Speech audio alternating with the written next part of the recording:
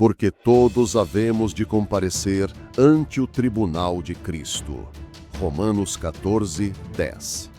Numa breve e brilhante biografia de um famoso pregador inglês, um dos maiores pregadores que já pregou na América ou na Inglaterra, consta que ele tinha hábitos muito estranhos. Um desses hábitos era carregar no bolso um punhado de pedras preciosas, um diamante, uma safira, um rubi, uma esmeralda e assim por diante. Ele entrava num parque, pegava uma dessas pedras preciosas e a segurava contra a luz do sol, movendo-a, buscando diferentes tons ou iluminações conforme a luz do sol lá atingia. E quando as pessoas passavam, principalmente as crianças, todas balançavam a cabeça, indicando que achavam aquele sujeito um pouco estranho. O pregador a quem me refiro é Jonathan Edwards, e nos anos 1700 ele pregou um dos maiores sermões já pregados na América. Chamava-se Pecadores nas Mãos de um Deus Irado. As pessoas caíram de seus assentos e se agarraram aos pilares que sustentavam a galeria, gritando em desespero. E ele não disse: amigos, por favor, me desculpem, nunca tive a intenção de envergonhá-los daquele jeito. Havia uma razão para seu poder e unção naquele dia, porque antes de pregar, ele orava. Repetidamente ele orava: ó Deus, imprima a eternidade em meus olhos. Não conheço ninguém que já tenha orado assim. Talvez já tenhamos dito isso, mas se Deus imprimisse a eternidade, ou mesmo o julgamento em nossos olhos, estou bastante convencido de que seríamos uma tribo de pessoas muito diferente. Alguém disse certa vez ao grande estudioso Daniel Webster: você tem uma mente colossal. Qual foi o maior pensamento que você já teve? Ele disse: já pensei em muitas coisas, mas o pensamento mais impressionante, mais aterrorizante e mais devastador que já tive foi a minha responsabilidade pessoal perante Deus um dia. A Bíblia é chamada de um cofre de ouro onde as joias da verdade são guardadas, a imagem celestial de Cristo, a palavra viva. Sugiro que, assim como Jonathan Edwards selecionou uma pedra preciosa e a ergueu à luz do sol, selecionemos uma palavra desse caixa de ouro e a levantemos à luz da eternidade. E essa palavra é julgamento.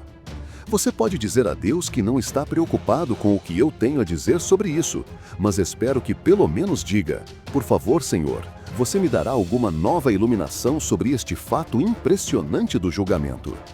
Quero ler o livro do Apocalipse. Muitas vezes os pregadores chamam este livro de Apocalipse de São João, mas esse não é o título. É o livro do Apocalipse de Jesus Cristo.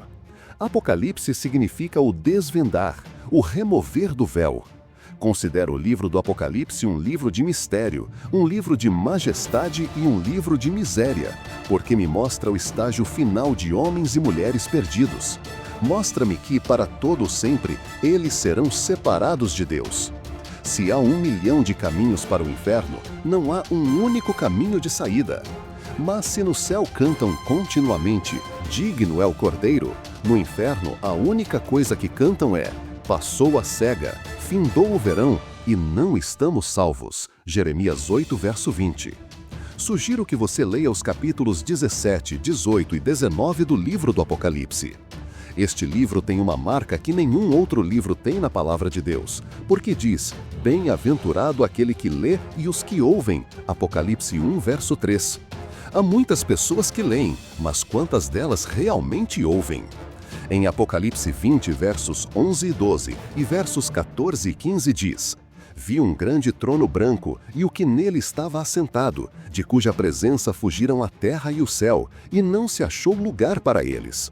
E vi os mortos, grandes e pequenos, em pé diante do trono, e abriram-se livros, e abriu-se outro livro, que é o da vida, e os mortos foram julgados pelas coisas que estavam escritas nos livros segundo as suas obras.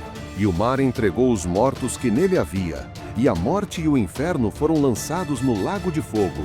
Esta é a segunda morte, o lago de fogo. E se o nome de alguém não foi achado escrito no livro da vida, foi lançado no lago de fogo. Essas passagens do livro de Apocalipse que acabamos de citar são geralmente entendidas como se referindo ao julgamento dos pecadores. Vi um grande trono branco. típico obviamente de pureza, e o que nele estava assentado. Lemos essas coisas e elas meio que deslizam sobre nossas mentes. Mas ouça a grandiosidade disto, de cuja presença fugiram a terra e o céu, e não se achou lugar para eles. E vi os mortos, grandes e pequenos, em pé diante do trono, e livros foram abertos. Vários títulos foram dados a este evento impressionante. John Wesley o chamou de O Grande Julgamento. Billy Sunday, à sua maneira maravilhosa, o chamou de Domingo do Pagamento. Um pregador cowboy certa vez o chamou de O Último Rodeio. Você pode chamá-lo, se quiser, de Um Encontro com o Destino, ou, melhor ainda, pode chamá-lo de Seu Dia no Tribunal. Este livro do Apocalipse começa nos dizendo que essas coisas acontecerão em breve, e isso foi há mais de 2000 anos. Vivemos muito no tempo, somos muito terrenos, vemos como os outros homens veem, pensamos como os outros homens pensam, investimos nosso tempo como o mundo o investe. Mas se considerássemos a eternidade uma realidade, estou convencido de que seríamos uma raça diferente de pessoas. Deve ter sido maravilhoso viver nos dias da sua carne. Os velhos na sinagoga murmuravam e citavam sobre alguém que viria um dia, mas a maioria deles realmente não acreditava. Por que Jesus não veio varrendo o céu quando estava escuro como a noite sobre Jerusalém? Por que ele não veio com 10.000 santos? Por que ele não veio ao som de trombetas? Por que ele não veio ao mundo assim? Mas quando ele veio, eles não conseguiam acreditar que alguém vestido de carne e osso, que tinha que comer, dormir e fazer tudo como eles, era o Filho de Deus. Mas Jesus começou a causar comoção. Ora, ele realmente ressuscitou um homem dos mortos? Nossa, isso deve tê-los animado. Imaginem Jesus indo ao sepulcro e dizendo, role a pedra. Ele não a rolou. Temos que trabalhar bastante. E então ele clamou em alta voz, Lázaro! Como diz Campbell Morgan, ele disse, Lázaro, sai para fora. Se ele tivesse dito apenas, sai para fora, todo o cemitério teria vindo, e ainda não era a hora deles. Então, Lázaro saiu. Aposto que os discípulos estavam orgulhosos naquele dia, dizendo, o que vocês acham do nosso mestre agora? Ele está até ressuscitando os mortos. Mas a ressurreição de Lázaro por Jesus é apenas uma prévia do que ainda está por vir. Em João 5, versos 28 e 29, Jesus diz, vem a hora em que todos os que estão nos sepulcros ouvirão a sua voz e sairão, os que fizeram boas obras para a ressurreição da vida e os que praticaram más obras para a ressurreição do juízo. Você entendeu? Ele diz que está chegando o dia em que todos os que estão nos sepulcros ouvirão a voz do Filho de Deus e ressuscitarão.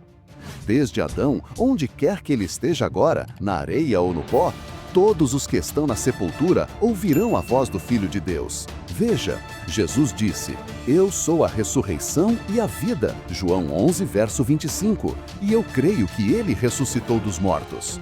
No final do livro do Apocalipse, ele diz, eu estava morto, mas eis que estou vivo para todo sempre, e tenho as chaves da morte e do Hades. Apocalipse 1, verso 18. Atravessei o Atlântico cerca de 18 vezes em navios diferentes, e quase todas as vezes que o atravessei, olhei para o mar e disse, ei, vocês aí embaixo, um dia vocês vão se levantar. Vocês, piratas ladrões que morreram na Espanha, e os que afundaram no Lusitânia e no Titanic, e todos aqueles que afundaram nos grandes navios durante as guerras, todos vocês vão se levantar um dia. A voz do Filho de Deus, eles vão se levantar. Milhões, bilhões deles. E todos eles estarão diante do tribunal de Cristo. Vai ser um espetáculo. Onde vai acontecer? Não sei onde, mas sei que isso vai acontecer, pois a Bíblia é o único livro do mundo em que você pode confiar. O livro de Apocalipse não é apenas o fim da Bíblia, mas também trata do fim dos tempos e, em seguida, das coisas que acontecem depois do fim dos tempos. Observe por um minuto Apocalipse 6, versos 12 a 17. E olhei quando abri o sexto selo e houve um grande terremoto, e o sol tornou-se negro como saco de cilício, e a lua toda tornou-se como sangue. E as estrelas do céu caíram sobre a terra, como a figueira, agitada por um vento forte, deixa cair os seus figos verdes. E o céu fender-se-á como um livro que se enrola, e todos os montes e ilhas serão removidos dos seus lugares. E os reis da terra, e os grandes, e os comandantes, e os ricos, e os poderosos, e todo o servo, e todo o livre, se esconderão nas cavernas e nas rochas das montanhas. E diziam aos montes e aos rochedos: caí sobre nós e escondei-nos da presença daquele que está sentado no trono e da ira do Cordeiro, porque é chegado o grande dia da ira deles, e quem poderá subsistir? Em contraste, no final do livro do Apocalipse, disse dos redimidos que eles virão e anseiam por ver o seu rosto. Como você acha que será a aparência de Jesus? Fanny Crosby, a primeira mulher na história americana a discursar na sessão conjunta do Congresso, foi cega por 84 anos. Alguém lhe disse certa vez: é uma pena que uma grande cristã como você seja cega. Você não consegue ver o pôr do sol, não consegue ver as belas flores. Você está em grande desvantagem. Oh não, disse ela, estou em grande vantagem sobre você. Você não percebe que o primeiro rosto que eu ver será o seu rosto? Você se admira que ela tenha escrito tantos hinos sobre o seu rosto? Mais uma vez, como você acha que Jesus será? Na Austrália, mostram-me imagens de Jesus com lindos cabelos loiros, olhos azuis brilhantes e uma barba cor de linho. E os chineses têm uma interpretação de Cristo através dos seus artistas. E há algumas imagens terríveis, creio eu, que foram feitas pelos chamados grandes mestres. Mas vou lhe dizer uma coisa, a palavra de Deus pinta um quadro de Jesus muito diferente de todos esses juntos. O apóstolo Paulo pintou uma imagem de Jesus não com um cordeiro nos braços, e não como os vitrais onde Jesus parece pateticamente feminino. Ele vê Jesus e diz que ele é o Rei eterno, imortal, invisível, o único Deus sábio, a quem sejam dadas glória e louvor para todo sempre. 1 Timóteo 1, verso 17. Então, veremos o Rei dos Reis. Ele é o juiz dos juízes, no tribunal dos tribunais. Não há tribunal depois disso. Está consumado. E quando ouço as pessoas cantando, coloque a sua mão na mão do homem que acalmou as águas, ou aperte a mão de Jesus, eu digo, esqueça. Escute, quando você vir Jesus, não vai chegar e dizer: ei amigo, estou feliz que você morreu por mim. Quando você vir Jesus, ficará quase paralisado de medo, a menos que tenha um corpo e uma mente glorificados. João recebeu o livro do Apocalipse como prisioneiro na ilha do diabo, mas ele estava no espírito quando esta enorme revelação lhe foi dada. A imagem de Jesus aqui não é a de um indivíduo patético sendo empurrado por qualquer um que queira mandá-lo. Acho que às vezes pensamos que vamos marchar e dizer: bem, Jesus, você sabe quantos anos eu te servi, quantas almas eu ganhei para você e quantos sermões eu preguei para você. Ah, não será nada disso. A Bíblia diz que sua cabeça e cabelos eram brancas como lã branca, como a neve, e seus olhos como chama de fogo, e seus pés semelhantes a bronze reluzente, quando fundido numa fornalha, e sua voz como o som de muitas águas. E em sua mão direita ele segurava 7 estrelas, e de sua boca saía uma espada afiada de 2 gumes, e seu rosto era como o sol brilhando em sua força. Apocalipse 1, versos 14 a 16. E aqui está João, que costumava encostar a cabeça no peito de Jesus e ouvir aquele batimento cardíaco divino. João era o homem que eu acredito que sabia mais sobre Jesus do que qualquer outra pessoa. E quando viu Jesus em sua majestade, este homem que andou com ele e conversou com ele por 3 anos, disse: e quando o vi, caí a seus pés como um homem morto. Apocalipse 1, verso 17. Se João respondeu assim, o que você acha que eu e você vamos fazer? Bem, é claro, se você tem um julgamento, você deve ter um juiz. Eu acredito que a Igreja de Jesus Cristo precisa de uma nova revelação da majestade de Deus. Este é o Rei dos Reis, e ele é o juiz dos juízes, e este é o tribunal dos tribunais. E não há tribunal de apelações depois. O veredito é final. Não haverá julgamento tendencioso. As pessoas me disseram: não há justiça na terra hoje. Bem, talvez não haja, mas eu me apego à palavra que diz: não fará justiça o juiz de toda a terra? Gênesis 18, verso 25. Vemos aqui o juiz em toda a sua majestade impressionante, em toda a sua glória. O que você acha que os mortos profanos, grandes e pequenos, farão quando o virem em seu trono? Você acha que eles o adorarão? Não, eles ficarão aterrorizados. Esta é a grande exposição. Tudo será exposto no tribunal de Cristo. Eles não conseguiram encontrar os 18 minutos nas fitas que o Sr. Nixon tinha. Bem, eu vou lhe dizer quem tem um registro perfeito delas. E as transcrições serão lidas um dia diante de todos. Haverá 1 bilhão ou bilhões de pessoas quando você estiver lá no tribunal sem sua esposa para se apoiar, ou seu marido, ou seu pregador, ou um amigo. Você não pode enviar seu advogado, você não pode enviar um representante. Paulo escreve em Romanos 14, todos nós devemos comparecer diante do tribunal de Cristo. Não há exceção. Você consegue ver aqueles milhões de mortos profanos, todos os criminosos que já viveram, todas as prostitutas, todos os homens que ganham milhões com pornografia? Consegue imaginar quando Deus tomar conta da história e a esvaziar? Quando todo homem que já andou pelas ruas da antiga Babilônia com todas as suas luxúrias, ou Corinto, que era apenas uma fossa colossal de impureza, tiver que prestar contas de si mesmo? Quando tudo o que aconteceu em Las Vegas ontem à noite for jogado na tela na eternidade? Todo rei que governou a Inglaterra, os califas de Bagdá, os marajás da Índia, os multimilionários, os bilionários, todos eles vão se levantar um dia. Você consegue imaginar isso? No tribunal de Cristo, eles terão que prestar contas de todos os seus atos praticados no corpo. Todo juiz que se senta na Suprema Corte será julgado um dia por um juiz infalível. Quanto tempo levará? Não sei e não me importo, porque não vamos a lugar nenhum. Acho que uma das alegrias da eternidade será que os redimidos verão todos os mortos profanos julgados, mas os profanos não verão o julgamento dos santos, porque não estarão lá. Você pode dizer, bem, Sr. Ravenhill, não terei problemas sérios porque não tenho boa memória. Bem, você terá um naquele dia. Haverá revelações terríveis, haverá choro, lamentação e ranger de dentes. João diz que os livros foram abertos, Apocalipse 20, verso 12. Que livros? Não tenho certeza de quais são os livros, mas acho que o livro dos 10 mandamentos, por exemplo, e talvez o livro da memória, por outro, Malaquias 3, verso 16. Veja bem, a memória é uma coisa incrível. A memória durará para a eternidade. Não acho que os redimidos se lembrarão de suas tristezas e sofrimentos, mas digo a você que os mortos profanos se lembrarão de cada vez que alguém colocar um folheto em suas mãos. Eles se lembrarão disso por toda a eternidade e desejarão a Deus que ainda tivessem a chance de responder. Eles se lembrarão de cada uma das orações de suas mães que já ouviram. Eles se lembrarão de cada palavra de cada sermão que já ouviram. Eles vão se lembrar de tudo. Como eu sei? Porque um dia um homem orou no inferno.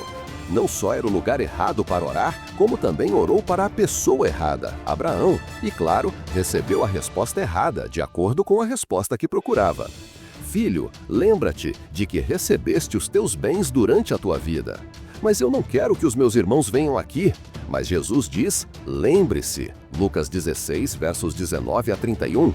A memória é eterna, ela nunca morrerá. Sua memória não é falha. Tudo o que você fez, cada palavra ociosa que você disse e cada ação um dia serão lembrados. Os mortos profanos vão se apresentar, grandes e pequenos, diante de Deus.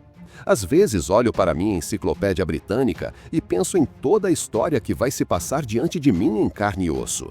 Terei interesse em ver Júlio César e Tibério César. Ficarei fascinado quando Pôncio Pilatos estiver diante de Jesus. Acho que ele se sentirá mais desconfortável do que Jesus se sentiu diante dele. Será incrível quando virmos os fundadores dessas seitas diante de Deus. Quando, em nome de Deus, a igreja abrirá seu coração e mente e verá que todo homem prestará contas a Deus? Não me importa se ele pilota seu próprio jato particular ou quantas cidades ou milhões de pessoas ele governa. Não importa. Os grandes e os mais humildes da terra passarão seu tempo na eternidade. Eles viverão lá para todo sempre, onde o seu verme não morre. Marcos 9, verso 48. O inferno não será o mesmo para todos. Alguns serão castigados com poucos açoites, outros com muitos açoites. Lucas 12, versos 47 e 48. Mas eu lhe digo uma coisa: prefiro ser o menor no reino de Deus do que o maior no reino do diabo, tanto nesta vida quanto na eternidade. Você pode dizer: eu realmente não acredito em Deus e não gosto de ouvir esse tipo de coisa. Bem, amigo, deixe-me dizer-lhe com carinho. Se você gosta de beber, vá com os bebedores. Se você gosta de luxúria, vá com as prostitutas. No inferno, se você for dado à luxúria, você terá essa luxúria, mas não haverá nada para satisfazê-la. No inferno, se você beber, ainda terá sede, mas não haverá nada para saciar sua sede. Você daria o resgate de um rei por uma gota d'água, mas não há, muito menos as outras coisas que você bebe. Desejaremos poder mudar algumas coisas quando chegarmos à eternidade. Pelo menos os homens e mulheres perdidos o farão. Lemos no 6º capítulo de Apocalipse e diziam aos montes e aos rochedos: caí sobre nós e escondei-nos da presença daquele que está assentado no trono e da ira do Cordeiro, porque é chegado o grande dia da sua ira, e quem poderá subsistir? Ele diz em Apocalipse 9, verso 6: naqueles dias os homens buscarão a morte e não a encontrarão, e desejarão morrer, e a morte foge deles. Acredito que chegará o dia em que um homem apontará uma arma para a própria cabeça e explodirá os próprios miolos, e para seu espanto ainda estará vivo. Ele se jogará do topo do Empire State Building e ainda estará vivo. Buscarão a morte, mas não a encontrarão. Este é um aspecto impressionante para você. Homens buscando a morte e não a encontrando. Você consegue imaginar os homens vendo todos os pecados que já cometeram?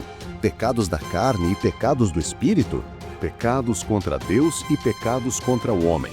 Eles são perseguidos pelos cães do inferno que os perseguem e dizem: se eu pudesse morrer e me safar disso. E, no entanto, se ele tentar morrer, não morrerá. Em Apocalipse 4, temos Cristo no trono, um arco-íris sobre o trono, que é um sinal da aliança de misericórdia, e 24 anciãos. Mas não há ninguém aqui compartilhando a justiça com Jesus. Ele está sentado supremo no trono. Não há 24 anciãos, não há mar de vidro, não há arco-íris de misericórdia. A misericórdia se foi para sempre. Não importa quão distorcida e corrupta a sua vida esteja neste momento, não é tarde demais para pedir perdão.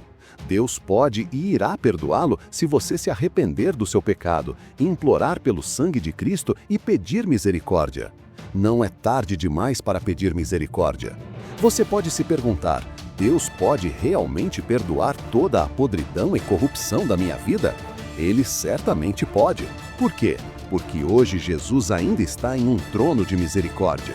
Você pode encontrar a sua graça e a sua ajuda, mas quando o vemos no julgamento, ele não está mais em um trono de misericórdia, ele está em um trono de justiça. Em sua primeira vez na terra, ele foi um Cristo terno, o Cordeiro de Deus, que andou por aí beijando bebês e abençoando as pessoas. Não há nada mais belo do que um cordeirinho, e não há nada mais terrível do que a ira do cordeiro. Um dia, a misericórdia de Deus será cortada, e então teremos a ira do cordeiro. Pense em todas as tribos e nações que serão julgadas. Pense no faraó e em Herodes o Grande diante de Jesus, tendo que prestar contas de seus atos. Você teve suas tribulações hoje? Talvez o bacon tenha queimado esta manhã ou alguma outra tragédia tenha acontecido. Você pensou esta manhã que alguém, pelo amor de Cristo, vai perder a cabeça no Afeganistão, no Vietnã ou na Rússia? Você acha que Stalin alguma vez sonhou que, depois de todos os expurgos sangrentos que fez, teria que responder por cada gota preciosa de sangue que derramou? O salmista Davi diz: guarda as minhas lágrimas no teu odre. Salmo 56, verso 8. Não creio que alguém já tenha derramado uma lágrima, seja por compaixão pelas almas ou por um coração partido, que tenha caído no chão. Nossas lágrimas são guardadas por Deus, e Deus vai contá-las um dia. Os judeus talvez gritem para Hitler: Deus, açoite-o, açoite-o, acenda a fornalha no inferno. Mas ouça, Deus não precisa de lembretes. Não fará justiça o juiz de toda a terra? Gênesis 18, verso 25. Se um homem é dilacerado pela luxúria, se sua mente está cheia de maldade, se por suas próprias ações ele pede para ser lançado para longe de Deus com seu próprio pecado e miséria para todo sempre, e então? Bem, Como você acha que seria se tivesse matado 6 milhões de pessoas assim? Deus levará a julgamento toda a obra, inclusive tudo o que está oculto. Acho melhor tomarmos cuidado com essa história de dar às pessoas apenas parte do Evangelho. Precisamos ter muito cuidado com nossas técnicas de evangelização desleixadas. Sim, é absolutamente verdade que Deus nos ama, mas você vai lembrar as pessoas da bondade e da severidade de Deus? Uma coisa que está errada com o mundo é que ele pensa que acabou com Jesus Cristo e nem começou com ele ainda. Pois ele está no fim da trilha para cada homem, rico ou pobre, escravo ou livre, negro ou branco. Você vai lembrá-los de que há um dia em que a misericórdia será cortada para sempre? Você vai lembrá-los de que as pessoas oram no inferno, mas ninguém responde? Os mortos, grandes e pequenos, estarão diante de Deus naquele dia terrível. Os livros serão abertos e a justiça, não a misericórdia, prevalecerá. Não há misericórdia. A misericórdia se foi para sempre. Multidões de pessoas estarão clamando: a cega passou, o verão acabou e não estamos salvos. Você os lembrará, enquanto Deus ainda está sentado em um trono de misericórdia, que todos, sem exceção, um dia comparecerão diante do tribunal de Cristo. Sejam sábios, arrependam-se e creiam no Evangelho. Amém.